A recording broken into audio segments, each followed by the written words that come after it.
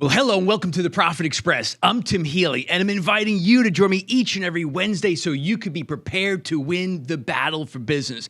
Yes, that's right. Now, listen, I know you're out there. You're closing deals. You're making money. You're turning prospects into profits, so I've got to make it worth your while. That's why I have on the kinds of guests that you can listen, learn, and earn from. Today's guest is no exception. So as always, thanks for being on board the show. Thanks for some of your time today. And always a special thanks to our sponsor, Corbett Public Relations. They've been promoting and protecting businesses and brands for over 30 years. So hey, do me a favor. Visit Bill and his team at CorbettPR.com. That's CorbettPR.com. So welcome aboard, everybody. Now, today's guest has a rather unique story. It's the kind of story that you can absolutely listen, learn, and earn from. He has been recently ranked number 1 in his industry here on Long Island, number 2 in New York State, number 36 across the country. And he's also recently been named to the Inc. 5000 list. So with somebody like that, I knew I wanted to have him on the Profit Express. You got to find out how an entrepreneur like that achieves that kind of success. So his name, Andrew Russell. He is the owner of RCG Mortgage. And it all started, interestingly enough, in 2007 when he was a green loan originator for an FDIC bank. Now, I'm sure you can remember what happened to the mortgage business in 2007, 2008. It was a major crisis. It was a collapse of historic proportion. Now, interestingly enough, he just entered the industry in 2007. But what I find fascinating, and we're certainly going to talk about it with Andrew today, is why he stayed in the industry, and not just stayed and persisted in the industry, but 5 years ago, he opened up his own mortgage business. And now he employs nearly 50 people. So it's certainly the kind of story that I want to dig deep on, get Andrew's perspective as to how he's created some really phenomenal success in what is a relatively short period of time. So it's a great pleasure to welcome aboard the Profit Express, Andrew Russell, owner, RCG Mortgage. Andrew, how are you today? Amazing. Thank you so much for having me, Tim. I appreciate it. I'm looking forward to speaking, going back and forth a little. Yeah, no, absolutely. Hey, listen, to have somebody with, I'll call it your credentials, your rankings locally here on the island, across the state, and even the nation, listen, it captures everybody's attention. And the listeners, they're fellow business owners like you. Perhaps they're wannabe business owners. And we always want to hear how somebody like you got to the point you're at. So what I find interesting is you were in the industry, and you started in the industry in 2007. And again, everybody knows what happened to the mortgage industry in 2007, historic collapse. So what happened for you not to up and run, but instead to persist and stay in the industry, which led you to obviously having your own business? Yeah, I mean, listen, it's a great question I started in the business and instantly overnight it's chaos. And it's like, well, why wouldn't you go to another business, especially if you've just been in the business for 5 minutes. So, to be clear, I did one subprime loan. It was pretty wild. There's all those movies we see, The Big Short and various things. I didn't experience any of that. So, I actually, before I was a guidance counselor, I was a football coach. I wanted to work with kids, middle school, high school children for various reasons. So to me, going from that space to the mortgage business, my first killer month when, you tip 5 figures from a commission perspective, I thought I was rich. But, people before me, some of my predecessors in the space, a lot of them who aren't in the mortgage space anymore, to be transparent, they were making so much money. So it was hard for them, after the crash, to pivot into was maybe potentially more normalized income stream. But, I was at a great company. My hat's off to Sterling National Bank, to some of the guys I learned from. I had some great mentors, and we just did things right. We got into very quick from 07 to 08, as you're hitting 08 and then you have the crash.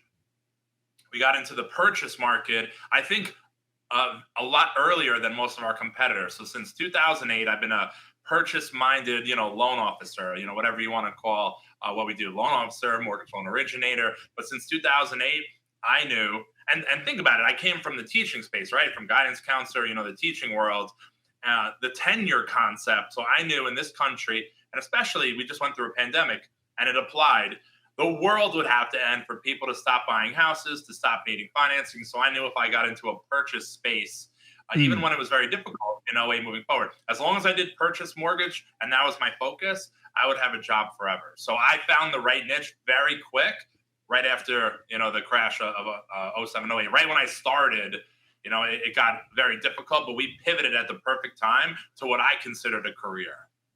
Now, you see, we've already started off the show with a very interesting learning point, Andrew. So a lot of people would say, on the surface, wow, the industry collapses, get the heck out, right? But you said you were with Sterling Bank, I think you mentioned. So you're with Sterling National Bank. So you had a good opportunity. You got into the purchasing side, correct?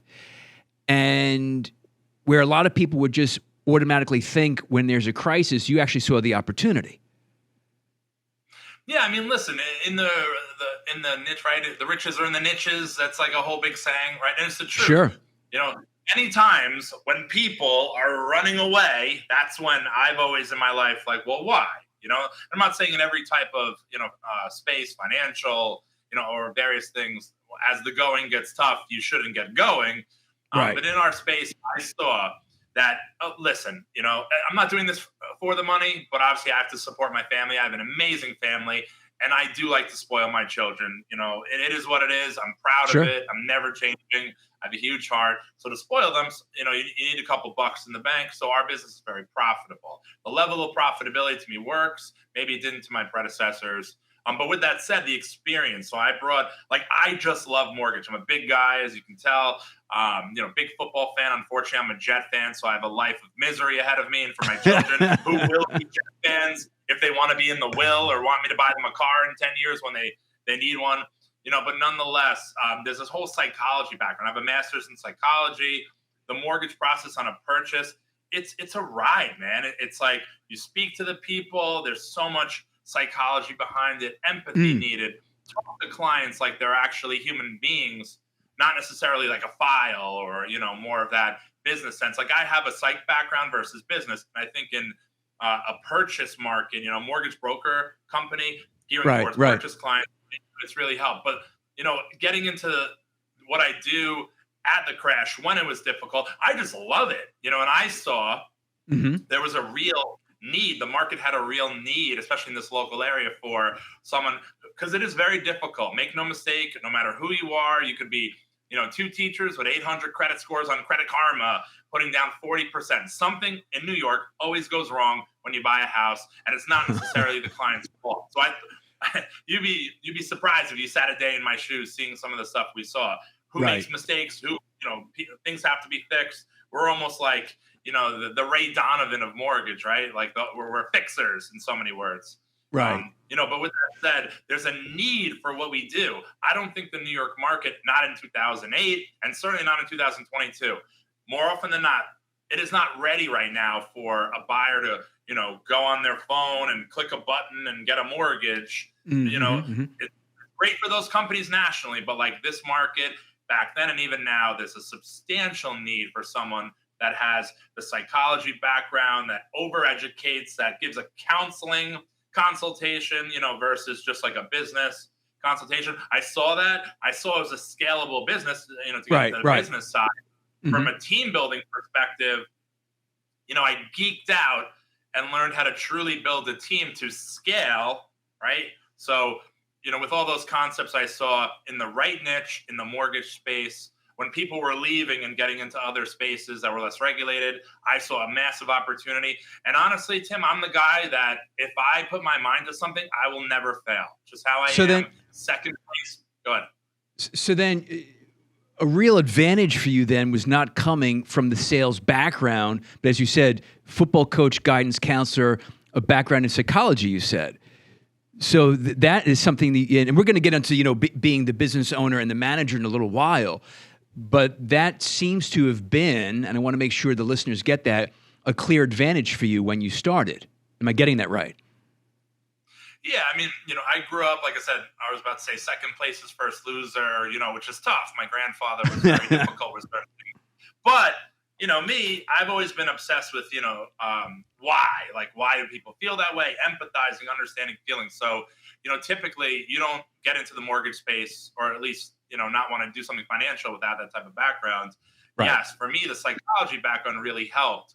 So it just proves the point. You can go to college, get a great degree, and study a space that isn't necessarily what you're getting into per se on paper, but that different type of philosophy, which is somewhat abnormal to the space, but just knowing different different spaces per se, not just like hyper focus on the business side, bringing other type of methodologies into business has always been an advantage, I thought.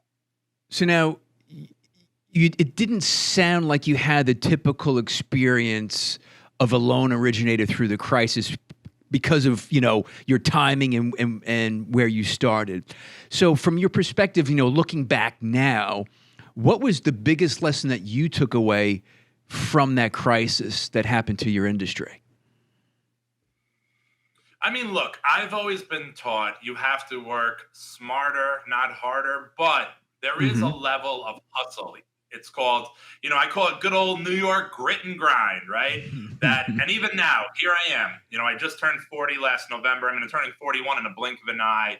And even as an owner, you talk about a leader, and we'll get into that. Like, I lead by example. I don't show up late. I don't leave early. I'm the type of guy, I will out hustle anybody, but also you have to do it in a smart way. And I saw, predecessors, they weren't doing it. In my opinion, they weren't putting in the hours that were necessary. So I was going to out hustle the next guy.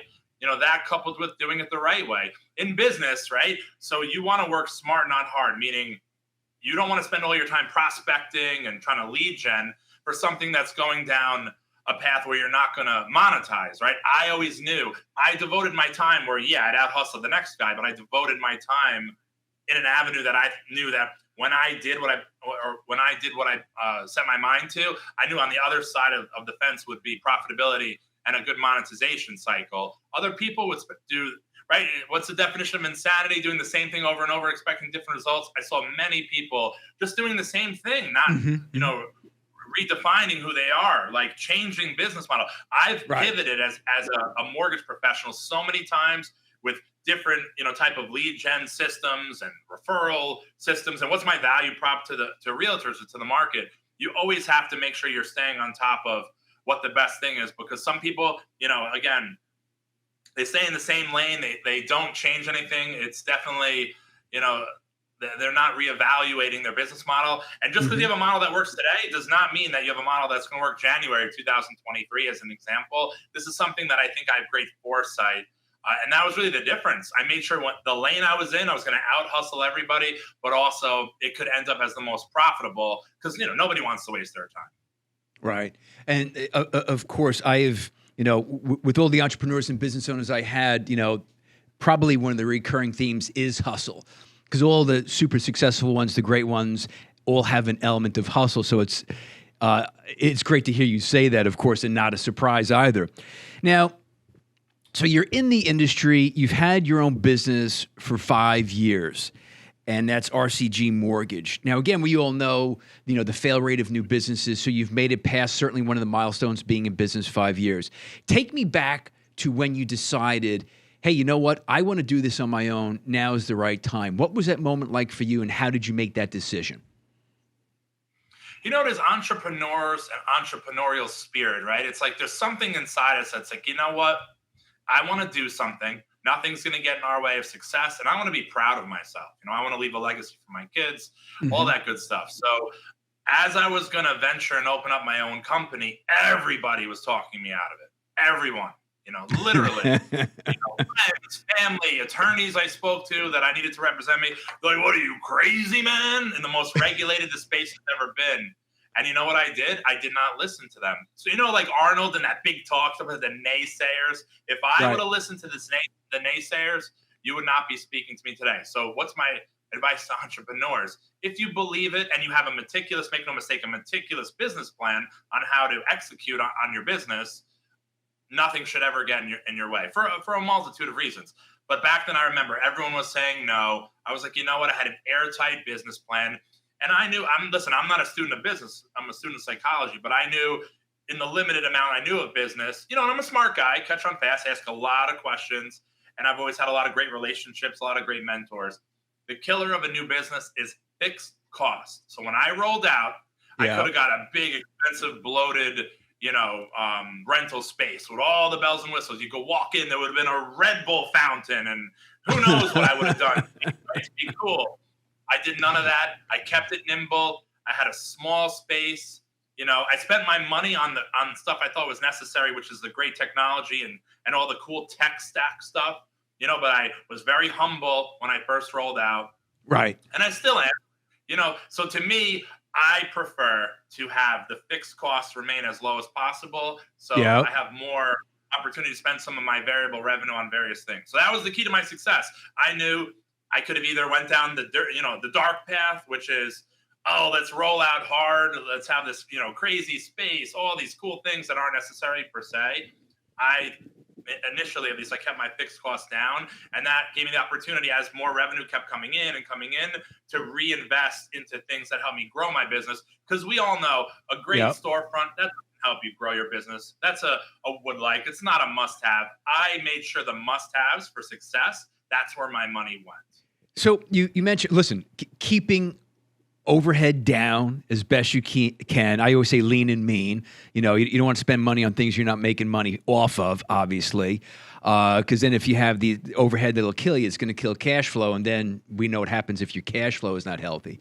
So that in itself is great advice. But you said something I want to go back to that caught my attention, Andrew. And you said, I had a meticulous business plan. I've never heard of somebody describe a business plan as being meticulous. What do you mean by that? So meticulous, right? So some of us suffer from the entrepreneurial bug called OCD, right? So where is OCD good? OCD is making sure that if you're going to do something, at least with business, it's been phenomenal, right? If you're going to do something, you're going to plan it out, you're going to obsess over it. Why? Second place is first loser. Oh, that whole headspace that, right, that people like we suffer from, but, it helps with business. So business plan, meticulous, getting it down to a science. Literally, I had Word docs and, endless amounts of pages and notebooks at the kitchen table, just any ideas where I literally mapped out down to the penny, down to how do you make the phone ring, when the phone ring, what happens from there forward, every little thing, post-close, when a loan closes, where we're going to, host all of our different automations, what systems we were going to use. Are we going to be paperless? Are we going to be paper?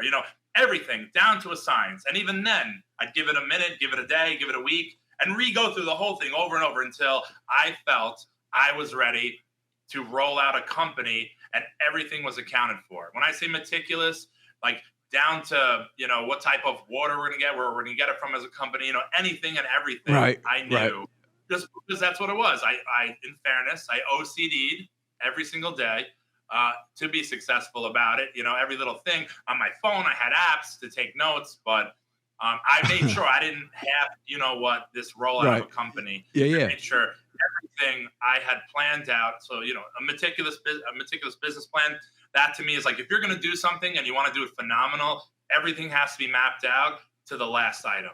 So it sounds like, as you're describing the plan, it sounds like you're also very process driven in how you're doing things, processing the mortgages, so on and so forth. So you really, as you said, it's meticulous, every detail, and it sounds like processes are a big part of your success.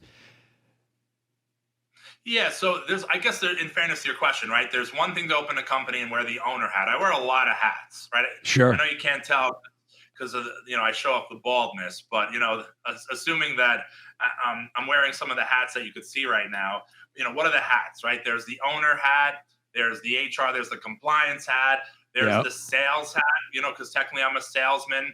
To your point, there's processes. So like, what separates me from the next guy? How do I give a 5-star raving fan experience, which gets us reviews and of course repeat business, which is obviously amazing for companies like myself. It's having the best experience. The customer front-facing experience has to be perfect, right? And what does perfect mean? I feel like my vision of perfect might differ from someone else, but I also have a very, very, very high standard. You could ask my wife, she would attest to this through and through. The standard of excellence for Andrew Russell very much differs than my competition. So for a client, that's amazing. For Andrew Russell, RCG Mortgage, there's a very high standard. There's a high bar that we set. Because to me, what separates me from the guy down the street, it's the customer experience. So we're like next level from an experience perspective. So it's kind of interesting, so here I'm talking to you, getting a sense of who you are. You can always read a bio before a show. And again, you got great accolades as to how you're ranked. You guys, again, congratulations, making the Inc. 5000 list. And don't be offended by this, Andrew. The mortgage business is the mortgage business. It doesn't, some people might not say it's a very exciting or sexy kind of business, but man, it sounds like it really seems like and sounds like you love this. You're passionate for this mortgage business. So I'm a big mortgage geek. It's so crazy to say, because if you ever saw me, 9/11 this year's Jets opening game, if you saw me in the tailgate, you'd be like, what do you do for a living? You're a bro, you're one of us. But like for mortgage, I just love the business in and of itself. Because I get a lot of satisfaction with helping people. That's just how I've always been. I'm the type of person, if anyone in my life has ever needed anything, they're getting the jacket off my back. They're getting, if I have $2 in my pocket, they're getting 3. It's just how I am. But I really enjoy speaking to a client, walking them through the process, seeing what they do for a living versus me. Because of course, many times I work with firemen, I work with police officers. We have a hero appreciation program where we help them in different ways. We have different incentives, right? So I'm not the guy running into a house. So what can I do? I could show appreciation to them. If something happens, we have to call 911. I'm not like, I couldn't imagine working in their shoes. So I try to help them because they don't know how to work in my shoes. Like everything I say, there's a lot of anxiety, on the purchase side. So I just felt like, giving back, walking them through the process, being available 24/7. No one is more available than me, and I own a company, right? I should have assistants and VAs and auto replies. I will always answer my phone, no matter who I am, where I am, etc. I feel like these type of values that I brought to the mortgage space were somewhat unique, not normal. Typically, you walk into a retail bank, you're talking to a guy, that might be behind a desk. You may not get their cell phone, right? They may not give you that cell phone number. They may not text with you. They may only answer emails once a day. Bringing that heightened sense of service, that's always been the key to our success. But I love it. I truly love working with clients, especially on the transactions where lender A said no. And here comes Andrew saying yes, getting them into the house, many of them have kids, getting them to the school district. There's so much excitement, getting to the end, getting to the closing. Here we are. I told you, if you just trusted in me and my company, you'd get this house, going to their closing, taking the selfies, staying friends with people because of just the age demographic. I truly love that. And of course, we make a few dollars. I'm not going to lie. We're obviously nothing wrong with that, Andrew.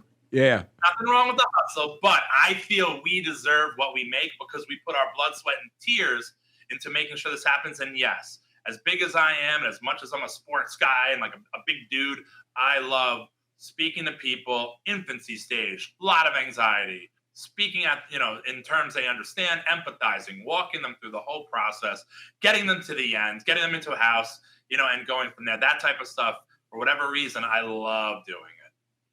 So I love the passion, obviously.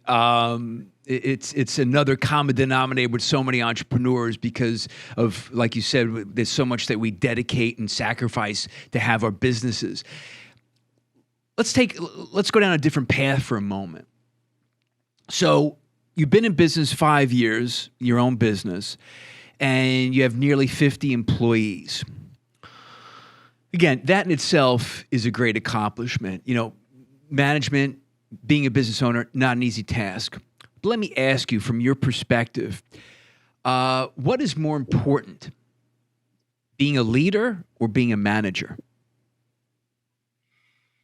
It's a great question. I feel I've learned from people in this business, right? The people have made 7 figures, even 8 figures, people that I've been around my ecosystem in mortgage that made 8 figures.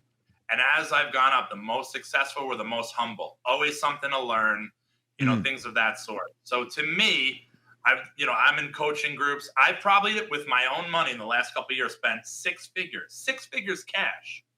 Like, think of what you could do with 6 figures, right? I just was in my honeymoon in Greece. I can't even tell you how amazing a time me and my wife would have had if I spent 6 figures on this honeymoon in Greece. So, I've invested so much in myself. And my point is I've learned so much about myself where there are things that I'm phenomenal at. And there are things where there are people that I can plug in that help me with things I may not be the best at, and that requires being humble, because I don't think one person is great at everything per se. And what I've personally learned, and this is my opinion, there's a huge difference of leadership versus management. I'm not going to tell you I'm the best manager. I will tell you I am the best leader, right? Like the move over and let me hop into the war and carry the sled myself. I will do that. But taking the time to thoroughly train and go over, a true manager, I have the best managers here, but that's because I've realized I need great managers because I'm in the front. I'm the leader. I'm leading by example. But it is a completely different craft. It's like saying, oh, I am great at dancing salsa, but I'm not that good at dancing tap. Just because you can dance salsa doesn't mean you can dance tap. So I've learned that leadership and management are 2 completely different things in mortgage. I know where I need help, right? To help grow and scale a company, I need great managers. And at this point, I have those great managers. I'm the type of guy, hey, Tim, you seem like you're talented. Let's get you into mortgage, right? Let's get you licensed. I'll do it for you. Cool. All right, man. Here are some clients. Figure it out. Sink or swim. You got this. Come in my office. Learn from me, right?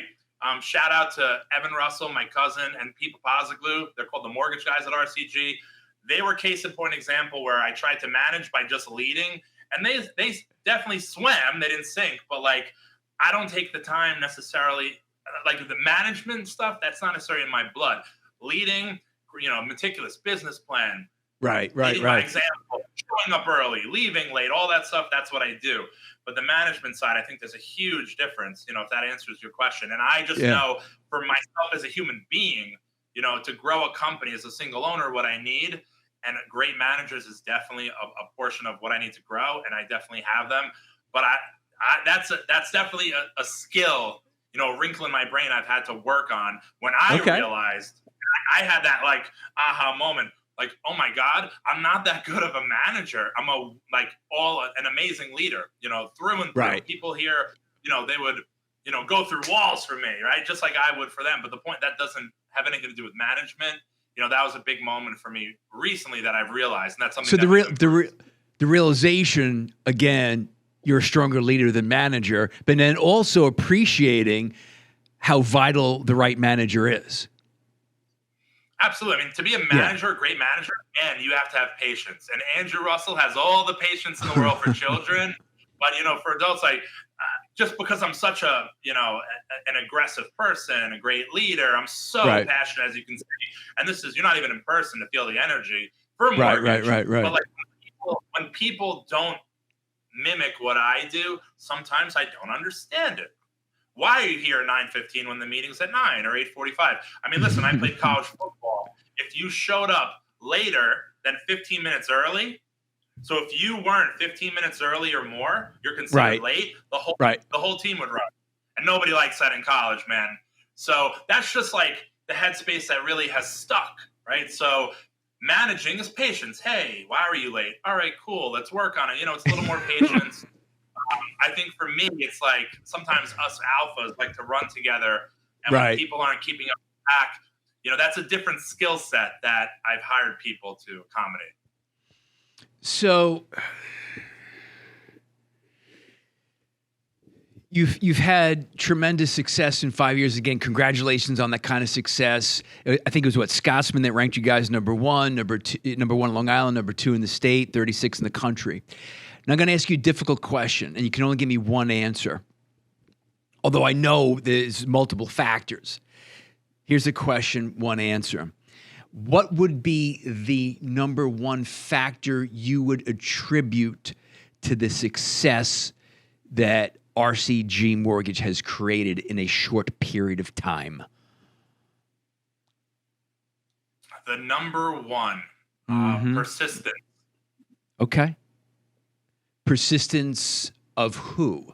So you know that saying, right? Like, what is failure to you, Tim? Failure is not failing at one thing, right? Like, oh, this, gave that a shot. Same thing for entrepreneurs. Gave that a shot. Tried this model, got knocked down. Failure is not getting knocked down. Failure is not getting back up. Exactly. We do not stay down, right? And that's with everything, right? So our persistence. Me as a business owner, it's not easy. It was not easy opening a mortgage company. Check this out, Tim. I'll tell you a funny story. So NAMB, National Association of Mortgage Professionals, there was an award called the Kickstart Award, right? I won out of I don't even know how many people won in the country that year. What couple? $10,000 as a grant to start your own mortgage company. Cool. Who's better than me? Man, I needed that money. So I ended up building out a space that I was not even able to use because I didn't realize you have to vet your space with the banking department before they had to approve the location. I didn't know that. They denied the location. So I spent most of my grant money building out for a location I couldn't even use. Right. That was a horrible email from the regulator. Was like, hey, Andrew, so this location is actually ineligible for mortgage. I was like, cool, I'll go to the one that is eligible. Meanwhile, I just burned all this money with wiring and putting like a TV on, like all that. Most of the money was burned. So right. I've had Inc. 5000. They've rated us cool. I'm the number one mortgage broker loan originator on Long Island. Cool. Doesn't mean the whole way was peaches and cream, man. Right. There's been money spent that should. So that's what I would attribute my success to. I get knocked down just like us all, but I never, ever, ever stay down. Why? Because I'm a leader, and it's almost impossible, if not impossible, to keep me down. My persistence in business, in life, that's been the key factor, I think, to get me to exactly where I am today. Well, listen, Andrew, it's been a great conversation. I always love to highlight any company, but particular a Long Island company that has the kind of success you've had. And again, a relatively short period of time, how quickly 5 years goes by, and then also making the Inc. 5000 list. Again, congratulations to you and your team. That's a great accomplishment. So the listeners of the show, they are the entrepreneurs, people like you. They're sales professionals. They're sales managers. What would be the one takeaway they're listening, the one thing that you would want them to take away from our chat today? What would that be, Andrew? I mean, look, you look at this guy, right? This big guy wearing a blue suit with all this like whiteboard stuff and what could you take away from me, my energy, what I've done? And it's real simple. I believe in myself. I know, and this is just who I am, right? I know that if I have a vision and it's planned out, I will execute on it. So the takeaway always has to be believe in yourself. In a world that there's a lot of instability, it's very risky to go out on your own, right? You have all sorts of dynamics. Maybe you're married, insurance. Like if you're the sole breadwinner, what happens if you fail? Always believe in yourself. There's always going to be those two people on your shoulders. You got this, man. You're going to succeed. Put your mind to it. You'll never fail. And of course, the what if you fail? Oh my God, this is what's going to happen if you fail. Right. You might fail. Like it's always a battle and everybody battles it. So the takeaway has to be believe in yourself. Always. Love it. That's a great way to end it. Listen, Andrew, thanks so much for your time today. Thanks for being on board the Profit Express. It's been a great conversation, man. Thank you so much. Thank you, Tim. Thanks so much. All right. And this is the Profit Express. And as always, I thank you for being on board the Profit Express. And we do it each and every Wednesday so I can help you win the battle for business and be on the lookout for great shows like the one I just had with Andrew Russell. He's the owner of RCG Mortgage. Listen, I'm excited about mortgages. I mean, his passion is contagious. It's fantastic. So follow me in the show. Follow us on Instagram at the Profit Express. On Twitter at Profit_Express. Like us and follow us on YouTube as well. And until next time, this is the Profit Express.